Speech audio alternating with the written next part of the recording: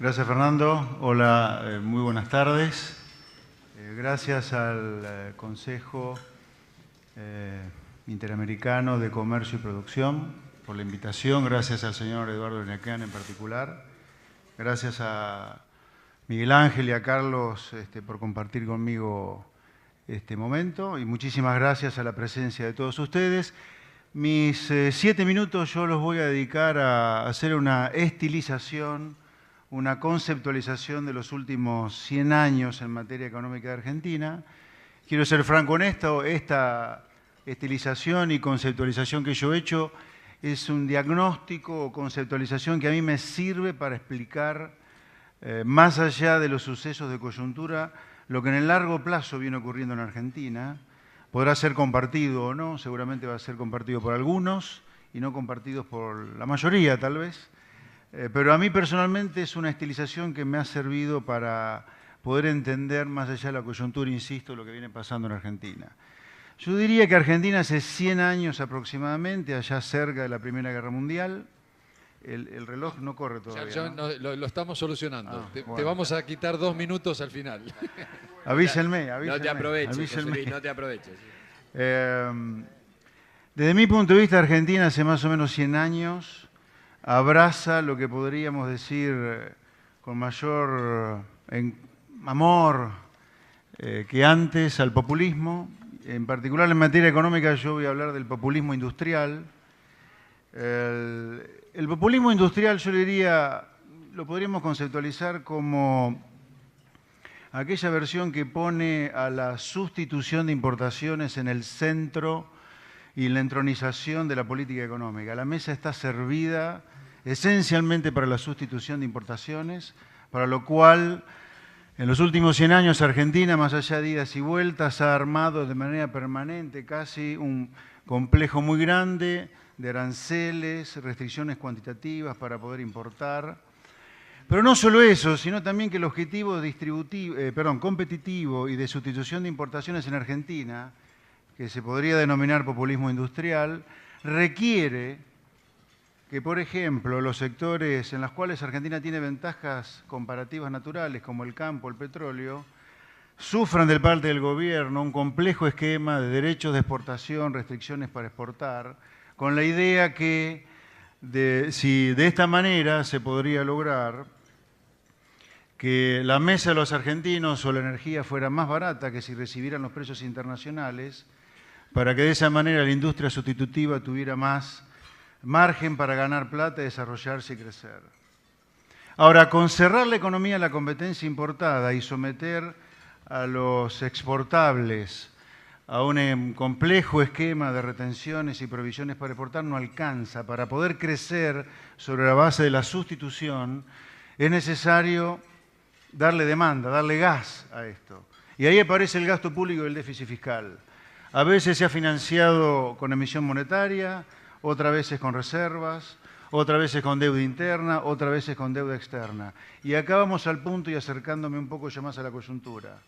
A la larga, los déficits fiscales generan situaciones de quiebre en cada programa económico. Ya sea porque hay mucho atraso cambiario, porque la deuda pública no se puede pagar, o porque el Banco Central se ha quedado sin reservas. En los últimos 50 años de estos 100 que yo le comento, Argentina ha tenido hasta ahora 4 crisis muy severas, de la mano esencialmente de crisis en el financiamiento del fisco que ha sido clave en este entendimiento del populismo industrial para poder crecer. Hablo del plan de inflación cero de Helber, que termina en el Rodrigazo. Hablo del plan de Martínez Dios, que termina en las devaluaciones de Sigó. Hablo del plan austral, que termina en la mega inflación. Y hablo de la convertibilidad, que termina en la crisis 2001. Todas estas crisis han tenido como causa fundamental crisis de financiamiento del fisco. Y yo creo que esta vez, y acercándome ya al final de mi exposición, Argentina vuelve a encontrarse en la misma situación en la cual estuvo antes, o 4 veces antes en el último medio siglo. Y que si no la resuelve de manera adecuada, con un plan económico muy sólido, muy fuerte y muy creíble, no descartemos, o yo no descarto, que Argentina vuelva a pasar épocas aciagas que tendrán similitudes y diferencias con alguna de las otras 4. Pero alguna de las otras 4, si no se hace algo fuerte y creíble, me parece que va a ocurrir. Yo creo que entonces, pensando en el adelante, dado que mi estilización ha sido de largo plazo, diría, sin abandonar el objetivo sustitutivo de importaciones, Argentina podría hacerlo solamente con el tipo de cambio, sin recurrir a protecciones a través de aranceles, restricciones cuantitativas, o como por ejemplo ha ocurrido en la última década, que hemos destrozado el Mercosur desde Argentina cuando deberíamos haber tenido libre comercio con Brasil en 2005. Yo creo que Argentina, dado que a fines del siglo XIX estaba cerca de 10 en el ranking mundial de ingreso per cápita y hoy está abajo del 100 claramente, y lo que ha cruzado durante estos últimos 100 años ha sido esta versión de populismo, lo que yo he denominado, y otros economistas también, como populismo industrial. Me parece que para Argentina, sin abandonar el objetivo de proteger a la industria, que es sustitutiva de importaciones, lo podría hacer de manera no distorsiva, y dedicarse a vivir del libre comercio, sin aranceles de importación, sin derecho de exportación, sin ninguna restricción para exportar y para importar. Eso sí, es clave el Estado acá.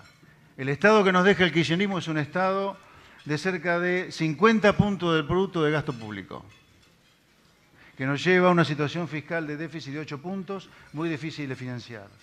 Pensando en el futuro y para ir cerrando, yo le diría, si uno hace un cálculo de la Argentina como si fuera una perpetuidad, como lo ha hecho el economista Javier Milei, y la descuenta con el riesgo país que podría o que tiene Chile, esa perpetuidad da una riqueza para la Argentina de cerca de 20 veces el valor que tiene el PBI de Argentina hoy. Con lo cual las empresas de Argentina podrían valer entre 4 y 5 veces lo que valen hoy.